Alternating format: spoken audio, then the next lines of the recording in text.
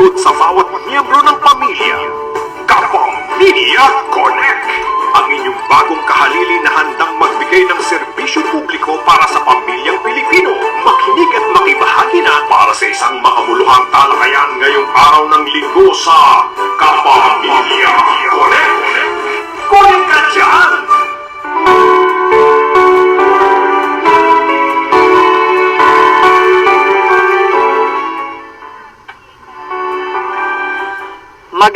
Magandang hapon po. Ito po si Tita Susan, ang inyong balikbayan ng bayan. Kasama na naman po si Mami Jing Castañeda. Mami Jing, magtatrabaho na naman tayo ngayong linggo ito. Tita, pinaparusahan tayo kasi nagbakasyon daw tayo nung nakaraang linggo.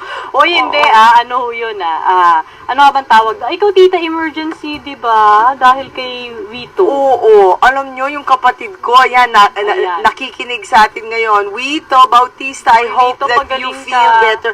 Alam mo, Jing, nagbabasketball lang siya, no? It was a friendly game one Saturday morning, and you know, it was a bad fall.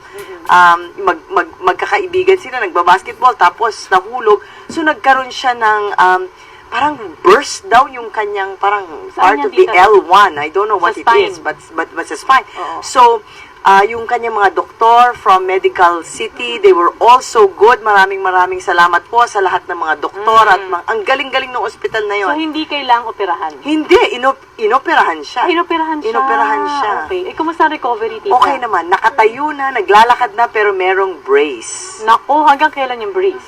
Siguro mga 1 buwan siguro. Naku, bawal na ba mag-basketball, Tita? Bawal na. At Ayan. bawal nang magbuhat from here on forward. Naku, siguro, Tita, minsan mag-episode tayo dyan, sa ating Kalusugan Connect. Yung Oo. mga rehab, yung mga, kasi ako rin, sa trampoline Oo. naman, di ba, bumagsak. So, kailangan medyo, tama ba yung Tita? Pag nagkakaedad ba, may connection ba yun doon? Palagay ko wala naman. Siguro, sa pag-iingat lang. Siguro, I mean, I think siguro it's a combination that age has something to do with it na kailangan as time goes on at tumatanda tayo, syempre nag-iingat na rin tayo. But at the same time, yun na nga, accidents do happen.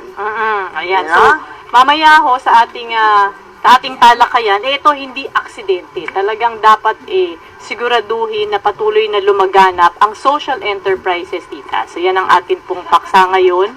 Bakit nga ba kailangan lumaganap ang social enterprises at bakit kailangan ng suporta mula sa gobyerno? Ano, Tita? Ano ba yun? 'Di ba? Parang itong katagang social enterprise sa Pilipinas, parang bago-bago pa lang itong sumisikat. Pero sa ibang bansa, medyo marami-rami na ang involved sa social enterprise, marami ng social entrepreneurs. At ito nga isa dun sa mga programa na isinusulong ni Senator Cynthia Villar. So, yan ang ating tatalakayin ngayon. Oo, at talagang exciting dahil hindi lang nandito si Senator Villar, which is a big thing for us dito sa Kapamilya Connect. Pero ang father ng social entrepreneurship na si Professor Ed Morato, Oo. previously from AIM, but is now the chairman of Bayan, Correct. is also with us. So talagang marami siyang masishare sa atin kung paano ba ito nag-umpisa to begin with. Tama.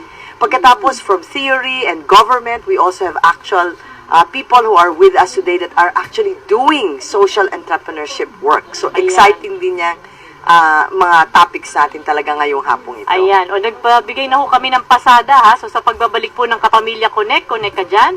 Tatalakayin po natin ang social enterprise at ito rin po ay may kinalaman sa amin naman pong kampanya sa ABS-CBN Lingkod Kapamilya Foundation na ipasa ang pag-asa. Ano, That's Tita? right. Ano nga bang papel ng social enterprises sa pagpapasa ng pag-asa at sa pagbibigay kabuhayan sa atin pong mga pamilyang Pilipino? Sa pagbabalik po ng Kapamilya Connect ka dyan.